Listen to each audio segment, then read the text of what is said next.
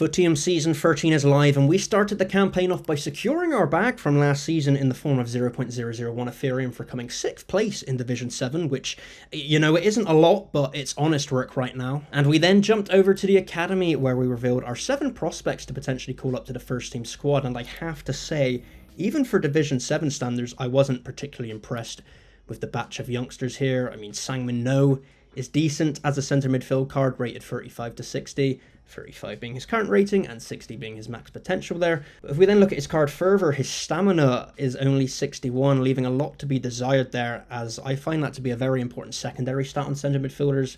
They always seem to be heavily involved and impacted by mentality of the team in that position. You know, the centre midfielder is always going to play a key part in both attacking and defending, so they're going to get tired more quickly, so I always try and look for 75 plus, but that's just a general base guideline I do there. Even then, in terms of the cold hard cash money value of the Academy with a quick market comparison, we can see a similar player in Kuaku. Wow, that is so many vowels right there. I definitely fucked that name up. But he has a similar ceiling to Sangmin No.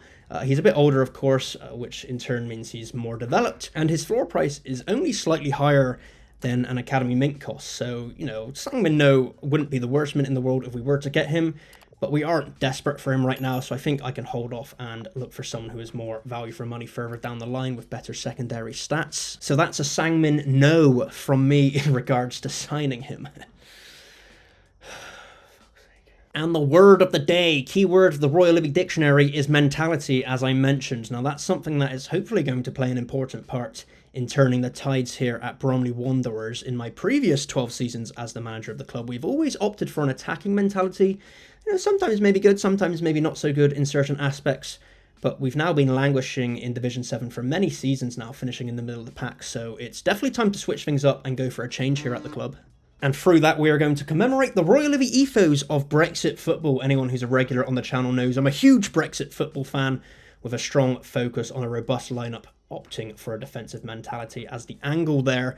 And that's because I'm not only really strong in terms of my defence at the club, with 3 of my 4 players at max potential in the starting lineup being spread across the back line, but I also just in general have more depth there, with players such as Osama and Franson among the others ready to come in when needed. Meaning at the back I can afford to take more of a condition hit there by having a more intensive back line. And that's not to say our midfield and attack is weaker by any stretch, however. Of course, Martinez is a rare card, and as my captain, he's probably the best player in the division. There's not a lot of doubt about that.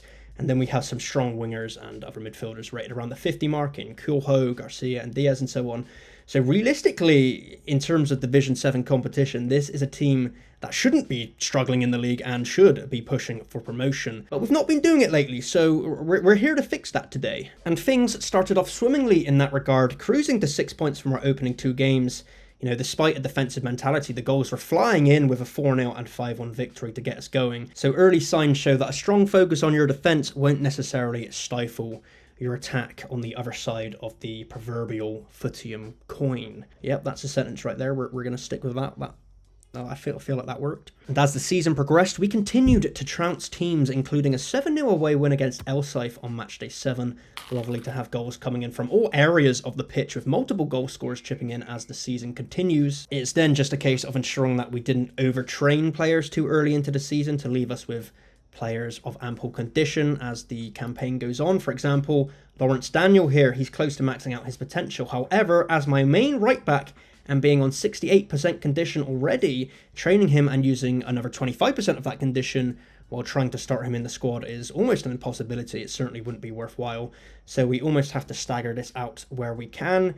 But however, a player like Michelle Ward in the cam spot down here, he's a third choice cam. He doesn't get utilised too often in the squad, and especially not for many consecutive games. So condition hits aren't really a worry on him, so we can easily train him up when he has that available, as his playing time allows it. It's all a balancing act, basically, and especially going for promotion, that's something we have to be acutely aware of. Now, these mentality adjustments and a more balanced approach to make a concerted effort of getting promoted this season has led to me being the only team in the league unbeaten after 9 games. That's right, lads and ladies, we've won 7 and drawn 2 games. However, still not enough to top the table, with Crapple United, maybe Crapple United, not a very fortunate name right there, but they're a point above me, fair play to them, and we actually have to play them tomorrow night at the time of recording, so that will certainly be my biggest game of the season so far, without question. A win here would certainly set me up as the front runner for the Division 7 title, so let's go just fucking check out how this game's gonna go. It's a big one. Let's go. Woo! Fucking shut up.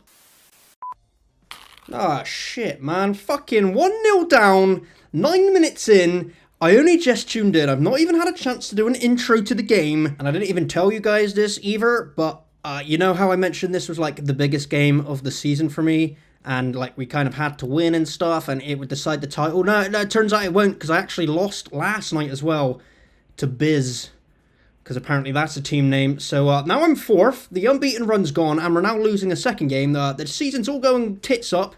It's all going fucking terribly, so we're probably going to have to go to an attacking mentality for the second half of the season, which might be a good play in the long term, thinking about it, only because my defence is already starting to get really tired about halfway into the season, whereas my attack, as we can see here, the condition is a lot higher, so I might balance this out by flipping the, mentality around for the second half of the season. First, let's try and get through this game, hopefully by not getting battered.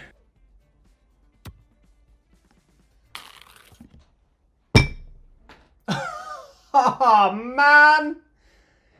That's not good.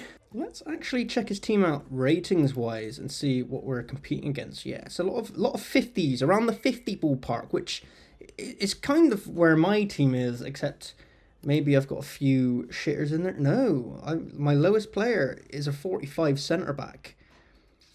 Yeah, I should be competing with this dude. He's obviously got the better tactics, the better formation, a little 3-4-3 attacking. Might need to make some changes here. Come on, in the box. Do a dangerous attack. Do a football. No, okay. I guess we won't do a football. Oh no, we got the ball again. Dangerous attack. Shoo.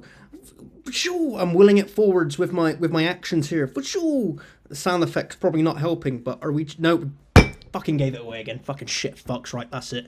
We're changing something. We're only half an hour in, but something's got to change. We're gonna wham this. Wham bam. Thank you, ma'am. Up to ultra attacking. Do I want to make any changes here to the team?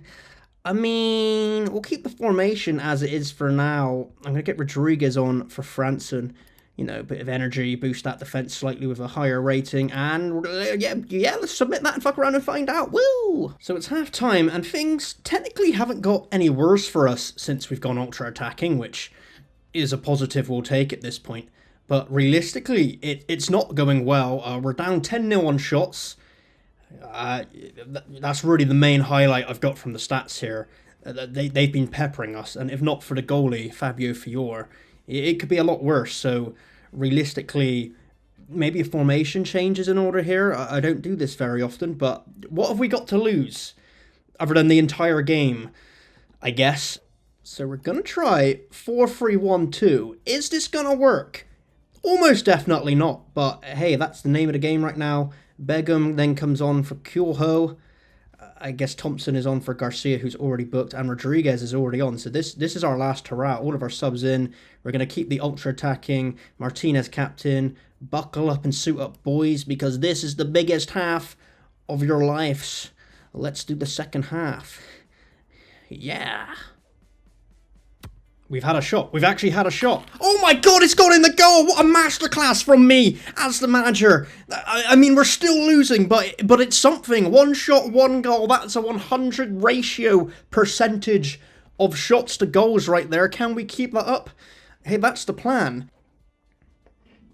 Ah, fuck. They've got a shot in the same minute, and it's actually gone in. I've scored and conceded within a minute of each other. Masterclass cancelled. The season's over again. It's all in ruins. Fuck me. Dangerous attack. Bromley Wanderers. That's us. Can we get it in the box? Get a shot? We can. Fuck. 100% ratio. Ruined. Everything's going downhill. And I said, what about breakfast at Tiffany's? She said, oh god, don't score while oh good. Now I don't have to put that in the video because it didn't go in the goal. Oh shit, no, it's another one. No, I was doing a thing. No, it's actually got in. Oh no! Oh well, could be worse. Not really sure how, but it probably could be. My season was going so well, and now we fucked it up. by being shit. It's a tough life. Oh, a shot. Cool. For me? Okay. Fuck you, dick. Another one? Okay, let's miss again. Okay, fine. You can have that one, but still not happy about it, alright? Oh, wow. We've done a third goal.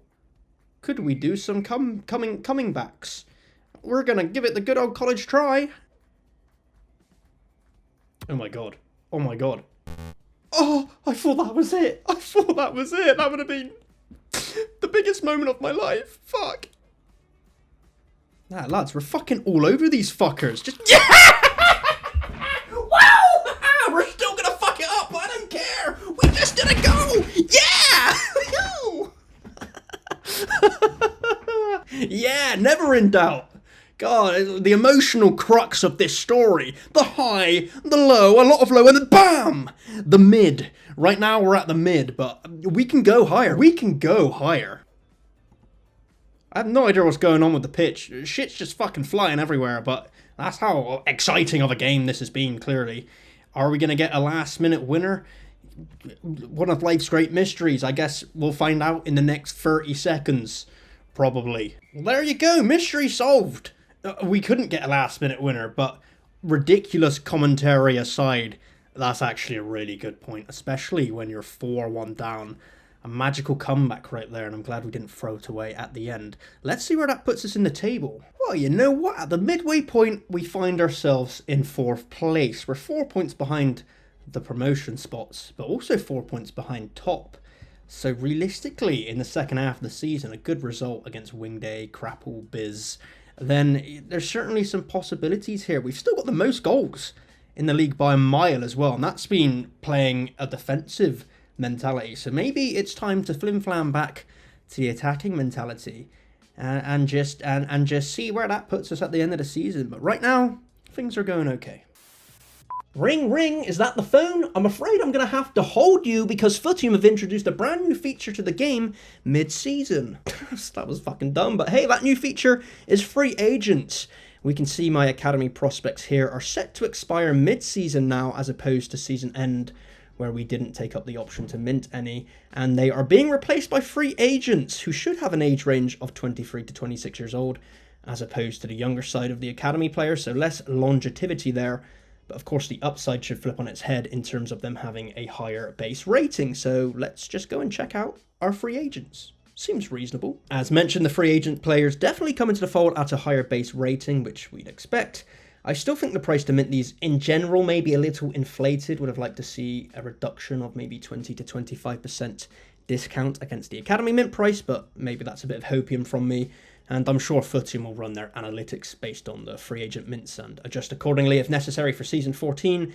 Now, for me personally, my free agents have actually all come in at positions where I'm most comfortable at. Right back, centre back, and right winger. We don't really need any of them. If we check my players out by position, at right back, I'm comfortable with Daniel as my best choice there, and the maxed out Rodriguez to pop in for a game or two when needed. Clearly I'm fine at centre back as that's where most of my depth lies in the account, and then the right wing spot is where I have 3 different 40 rated plus options available to me. Adding a 4th would just be development suicide and wholly unneeded in any respect, so I'm going to avoid the free agents for now, but I do like the introduction of this as a new option and the possibilities it offers in strengthening the accounts mid-season. But that's all for today. Can we get promoted this season? You'll have to find out next time, you filthy animal, and I'll catch you then because I love you. Yeah, great outro. I fucking smashed it.